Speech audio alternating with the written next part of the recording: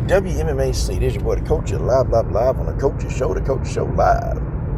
Well, got a little ways to go. Catch up on some of these videos. Man. Shanelle Dyer she put Ravina Oliveira, beat the hell out of her. I said to myself, damn, Ravina too fine to be a fighter. Man, she need to take up another line of work, man. She fine, man. We'll talk about Ravina Oliveira in another video because her and I exchanged some interesting conversation, but that's a subject for another video. Oh, man. Shanelle Dyer, does she have what it takes to be the UFC's first black female champion? My answer to that is hell yes, she do. She do. Now, I'm going to break down in this video what needs to happen in order for Shanelle to accomplish that goal. And I'm not talking about waiting 4 and 5 years. I'm talking about within 1 to 18 months.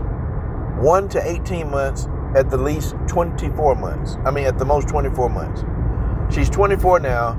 By the time she's 26, she can be the UFC champion, okay? Now, some fighters, they disagree with me 1,000% on my logic on this. Fighters, I need y'all to listen to me for a minute. Anybody that's a fighter, you probably need to listen to this mindset because I do coach. And I understand as a coach, things take time. There's a process that you have to go through. And you can't skip over the process. In MMA, the process is called evolution. Okay? Repeat after me, fighters. Evolution. The fighters that evolve the least are the fighters that have the less success. The fighters that evolve the least have the less success. Okay? Guys, we're finna look at two fighters that didn't evolve very much. In MMA, that's Ronda Rousey and Gina Carano. They didn't really evolve from who they were. They never did. And to me, that's why Gina Carano stopped after getting beat by Chris Cyborg. And that's why Ronda Rousey pretty much gave up. Ronda Rousey was already done when Holly Holm knocked her out. She's already done. But see, the thing of it is, they didn't evolve. And there are many fighters that don't completely evolve. Okay? It's a thing called time.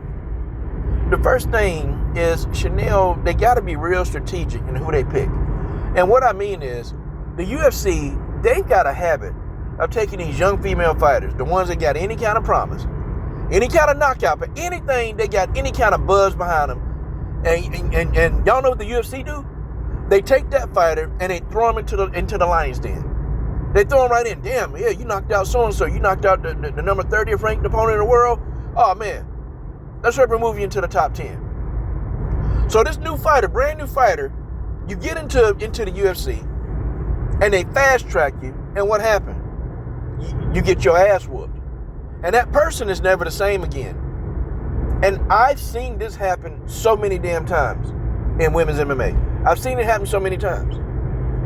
Hell, I've seen it happen with the men. I don't understand what the UFC's deal is. Just take the fighter and let the fighter evolve. Okay, give them time to fight the right opponent so they can evolve. You don't want to put Shanelle Dyer in there with a top 5 opponent. Okay, you don't want to do that. Not right now. Not now.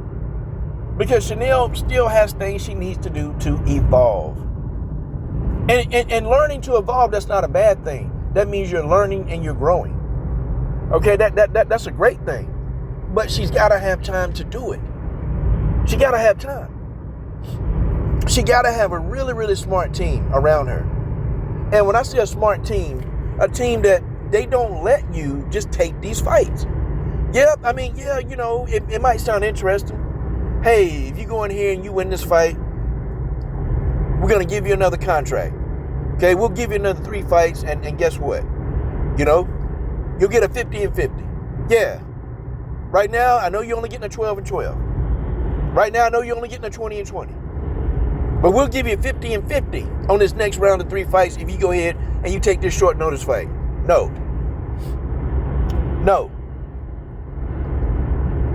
What happened to Hannah Cyphers? You guys remember Hannah Cyphers? Every time you turn around, this girl was taking a short notice fight. When did Hannah Cyphers ever have time to evolve as a fighter? win. And after she had gotten beat up so badly in the UFC, oh, guess what they did? That's right, they cut her. They cut her. Hannah Cifers never had the opportunity to evolve. Never had a lot of time to do these 8-week training camps. Hannah Cifers was constantly being thrown into the fire as food to get her ass whooped. And that's what she did too. She got her ass whooped. Could you imagine how things would have been different? Could you imagine? If Hannah's team would have strategically put her in the fights, put her in fights, okay, where she'd have had a fighting chance and people on her level. I mean, hell, they put Hannah in there with Angela Overkill Hill. Yeah, I know we clown Angela sometimes about being in all these fights and getting beat, but Angela Overkill Hill is a good fighter. And to be honest, I think they tried to fast track Angela Hill too fast. That's what I think. Like, see, the thing of it is, I think now in this generation in 2026, nobody wants to be patient. Nobody fucking wants to be patient. Everybody wants shit now instead of doing what you got to do to develop. I hope Shanelle and her team, I hope they're smarter.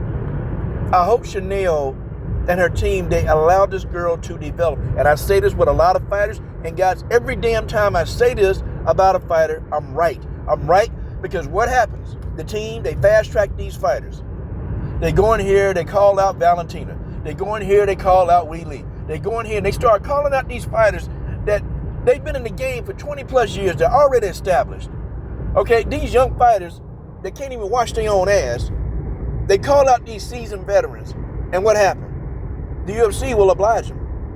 Okay, the UFC will oblige them. Now, the one thing about the UFC, they'll give you an opportunity. They'll give it to you. But what you do with that, that's on you. They will put your young ass in there with a seasoned veteran. And what do you think gonna happen? You get your ass whooped. I even think they fast-tracked Macy Barber too fast. Yes, I think that. I think there's some fights that Macy Barber should have never took. For example, fighting a Roxanne Modafferi. I was one of the only YouTubers to say that this is a bad fight for Macy Barber. Roxanne Modafferi is very experienced and she's good. Don't let the win and loss record fool you. Roxanne Modafferi on a good day can beat anybody. Okay, don't let that fool you. Don't let the glasses, don't let how goofy she looks. Don't let all the Dragon Ball Z reference, don't let that fool you. Because if Roxanne Modafferi gets in there and rolls with you and grapples with you, it's over for you. You're going to lose. It's a couple of fights that I'm like, nah, man, maybe she shouldn't take that fight. This was young in Macy's career, man. And, and guess what? Do you guys understand now the repercussions of that Modafferi fight? Y'all understand the repercussions? She had to have a surgery after that. Remember that? And when you have those surgeries on your knee, your knees are not the same. You're not the same. You're not the same fighter, okay? This is what happens when you try to fast track a fighter too fast. This is what happens. You fuck up their whole career. You F it up. You F up the whole career. They can't be the fighter that they need to be because they're damaged goods. They damaged goods. And it's a shame that we've had so many fighters, man, with so much potential and so much promise. They never get to where they need to be because of this one fact. Don't fast track the fighters. Stop doing that. These greedy ass managers, stop fast tracking these fighters. Stop doing it. Man, let these motherfuckers fight some people. Like, let them get some experience fighting people that's not on their level. Let them get some valuable rounds. Let them get valuable rounds. Let them get the rounds. Because, honestly, your MMA career, to be honest, the average career is 2.5 years. That's average. You got 2.5 years from the time you hit the UFC. That's in the UFC, I'm sorry. You got 2.5 years from the time you hit the UFC to get it done. Remember, the average is 2.5. In 2.5 years, you can get a title shot. Do it right. Do it right. Okay? Now, Shanelle, she got some things she got to work on. Definitely her defense, okay? Shanelle is a game opponent. Damn, she game. She got to work on her defense, okay? When you get up there with the more experienced striker, she's going to get hit. And I can't remember who she fought, the last person she fought. That person was able to hit Shanelle multiple times. And she cut down, because Shanelle is lightning fast. But this fighter was able, I forgot, y'all know the fighter in the comment section who she fought. But this fighter was able to neutralize Shanelle's speed. And the fighter wasn't faster than Shanelle. This fighter had just a little bit more experience, a little bit more wisdom. And she caught Shanelle. She caught Shanelle and dropped her. Actually dropped Shanelle at one point because this woman had impeccable timing. And timing beats speed. I don't care if anybody say, I don't care how fast you are. If a person can time you, that person can knock you the hell out. Okay, that's just what it is. If a person can time your movements, they can knock your ass out. End of story. But Shanelle is fast, but she's got to tighten up on the defense. Okay? I like the fact that Shanelle will go in and try some high-risk maneuvers. I like the fact she'll do it. Okay? Now, when she's doing those type of maneuvers, okay, I want Shanelle to set them up and not just do them randomly. Set it up. Set it up behind a jab or some leg kicks, but make it so that these people, they don't even see it coming. They don't even see it coming, because that's a part of her repertoire, and you can't take it out of there. I wouldn't do it. That's a part of who she is. But see, you'll get fighters like Alexa Grasso who are real smart. And see, y'all know what Alexa did. Y'all didn't hear the story when Alexa fought Valentina the first time. Y'all know Alexa Grasso noticed that Valentina does that spinning heel kick to the solar plexus. And you know, Alexa practiced that, like actually getting a jump on that move 1,000 times during that training camp. Alexa Grasso practiced getting a jump on that move from Valentina 1,000 times in one training camp. You got to know, a person to do something 1,000 times, you know that they were possessed. You know that they were possessed, and you know for a fact they was just OCDing. But that's the same move that won Alexa Grasso the fight. She jumped Valentina trying to do that spinning heel kick to the solar plexus. Alexa Grasso ultimately ended up taking Valentina Shevchenko to the ground and choking her out. Okay? You get fighters like Grasso that they got really, really high, their IQ is very high. And when you get up the ladder, see those top 5 fighters, they're smarter. They're a lot smarter. They're going to know how to counter everything that you're doing. They're going to know. See, you have to be prepared for those kind of fighters.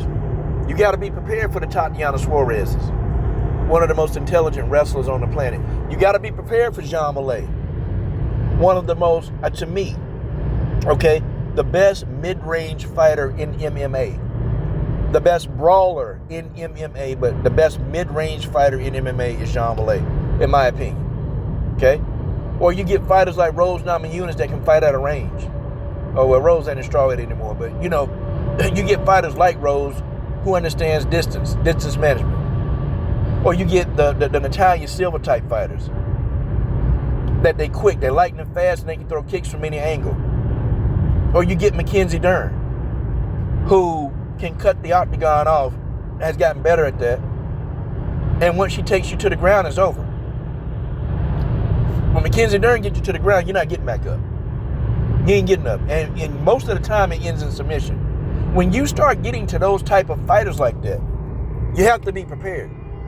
You got to be prepared. Hey, shut your punk ass up. Shut your punk ass up. Man, I drive how I want to drive. But anyway, you have to be prepared for those kind of fighters, because those kind of fighters, they're going to beat your prospect. They're going to beat your prospect. And I've seen so many prospects just get destroyed. They put them in there with a veteran fighter, thinking that the prospect is going to get the win over the aging veteran fighter, and the veteran fighter end up just whooping ass. I can't remember. I remember Alexis Davis beat somebody. I think I want to say it was Sabina Mazo. And the UFC pissed me off so bad with Sabina Mazo, man. They pissed me off royally. Because you put Sabina in there with a veteran like Alexis Davis. And Alexis Davis got a victory over Amanda Nunes. So that's experience. And I'm sitting here to myself, why? Why in the hell would they put Sabina in there with her? Why would they do that shit? Alexis Davis is dangerous, but the UFC don't care. And I'm pretty sure Sabina's management team, they must have didn't care. I'd have been like, wait a minute, Alexis Davis? Hell no. Hell no, we ain't fighting her. Nah. No. We need to fight somebody on your experience level. And I think Sabina Mazo was 22, man. And you put a 22-year-old Sabina Mazo in there with an experienced Alexis Davis. And, you know, I think Sabina, she's training and she does nutrition now. But it's like, damn, you know, what if? What if we would have used some foresight in that situation?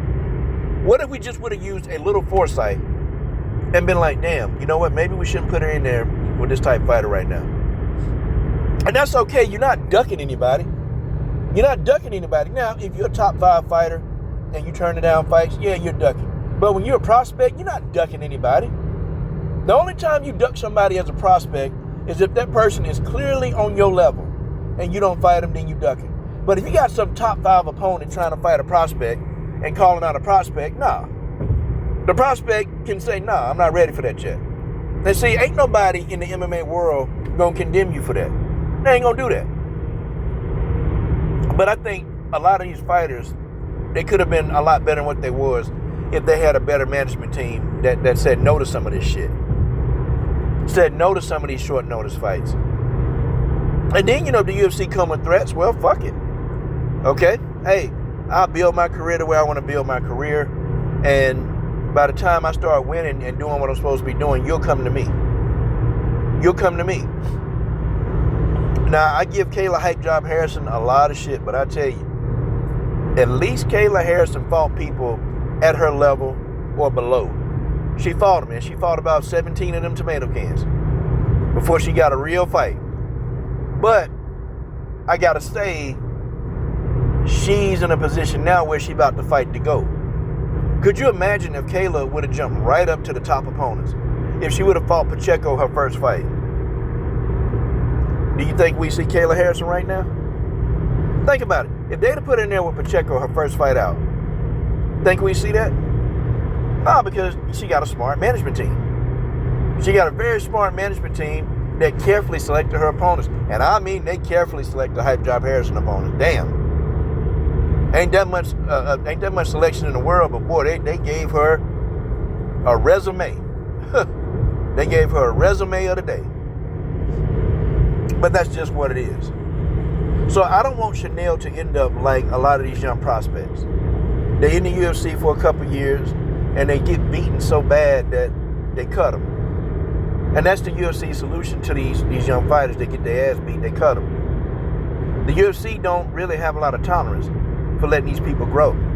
See, if I'm managing a person like Shanelle, and if UFC say, hey, take this short notice fight, or you don't get another opportunity, fuck it, we ain't getting no other opportunity. But you're not finna give me a short notice fight against a veteran who opponent pulled out. No, you ain't finna do that. You ain't finna do that to my athlete. Okay, my athlete is going to build their career the right way. They're gonna fight the people that they need to fight. That's what's gonna happen. But you guys tell me what you think, man. I believe Shanelle Dyer has what it takes to be the first black female champion in the UFC.